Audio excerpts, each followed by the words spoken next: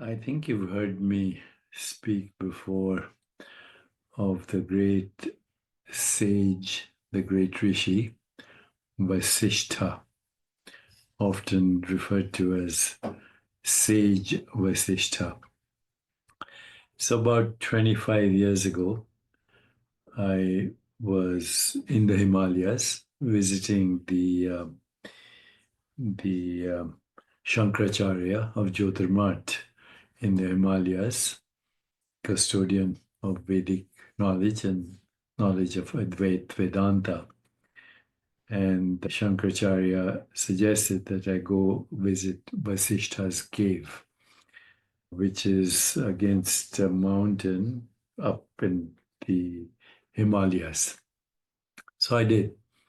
And basically the cave is a hole in on the face of a mountain, and it has a tunnel, and then at the end of the tunnel there's a big cave where people have visited this cave for thousands of years to feel the presence of who supposedly meditated in silence in the cave.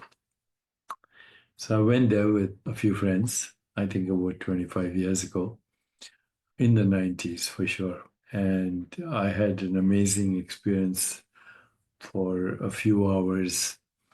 I transcended into pure consciousness. And from there, drew the inspiration for my book, How to Know God. So, Sage Vasishtha became my favorite rishi of all time, inspiring my book, How to Know God.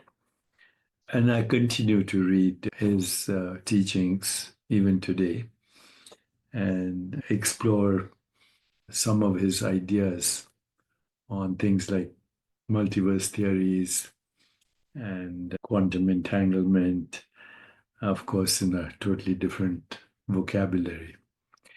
And I will, after I finish this video, I'll post another video on what we today call multiverse theories and the writings of Sage Vasishtha.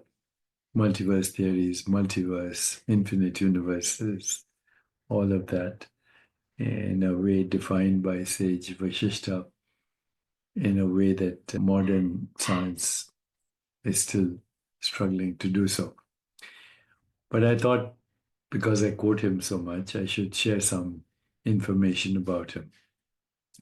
Sage Vasishtha is one of the most revered figures in Indian mythology and philosophy.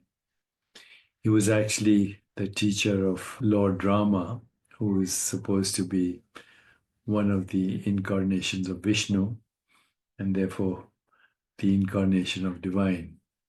He's thought to be the equivalent in Indian mythology, the equivalent of, the great avatars like Jesus Christ and Buddha and so on. So the story goes that King Rama, when he was a prince, his father sent him to learn about consciousness. And since Vasishtha was the guru, Ram, the incarnation of the divine, stepped forward to touch his feet, which is the custom of respect in Indian traditions. You honor your guru by touching their feet. And when he did that, Vasishtha withdrew and said, "Stop that. You don't need to do that. You're God." And to which the Prince Rama replied, "I might be God, but I have forgotten. And so why don't you teach me?" And that is the origin, according to some legends, of the seventh mandala of the Rig Veda, one of the oldest traditions, texts in Indian tradition. And so the Yoga Vishishta teaches us all that we are divine beings, but we have forgotten. Therefore, he is celebrated. He is, as I said, the royal priest of the Ishvaku dynasty, serving as the guru to Lord Rama, the incarnation of God himself and his brothers in the in the Ramayana, very revered scripture in India. So in mythology, Vasishtha is described as a peace-loving and wise sage who possessed immense spiritual knowledge. He's associated with divine elements like Kamadhenu, a wish-fulfilling cow, and her child, Nandini. These symbolize abundance and self-sufficiency, symbolic expressions of abundance and self-sufficiency. He's also known for his legendary conflicts with another great sage, Sage Vishwamitra, which highlight themes of spiritual power versus material ambition. As I have said, he's considered one of the Sapta Rishis, the 7 greatest rishis. You know, the Great Dipper in the sky, in the constellations. That is in India, named after the 7 rishis.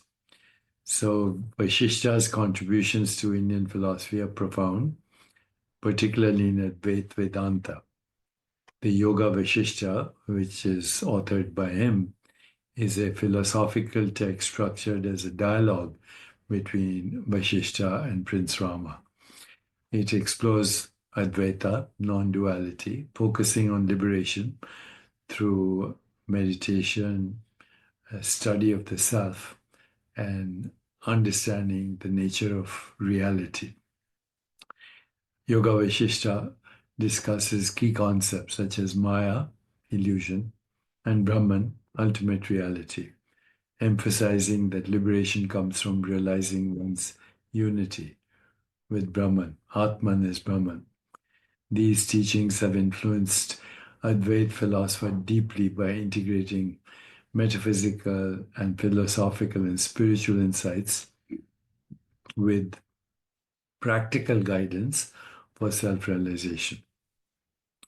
So historically, Vasishtha's timeline is difficult to pinpoint due to his mythological stature, but he is often linked to the early Vedic period, and his legacy endures through his teachings on ethics, spirituality, and non-duality, which of course remain central to Advaita philosophy. And I have spent a lifetime studying the Yoga Vasishtha. And in a future video, maybe the next one, I'll share his contributions to multiverse theory and infinite universes long before these discussions became popular in the scientific world and long before professors like Sean Carroll at Caltech University were speaking of multi-worlds and multiverses. Soon to come. In the meanwhile, How to Know God was inspired by my experience of transcendence in Vasishtha's cave, where for several hours I experienced samadhi. So more to come. Thanks for listening to me. This is the current book I'm promoting, Digital Dharma.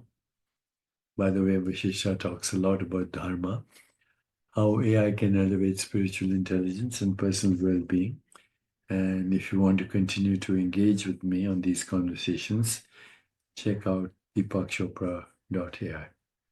Take care, my friends.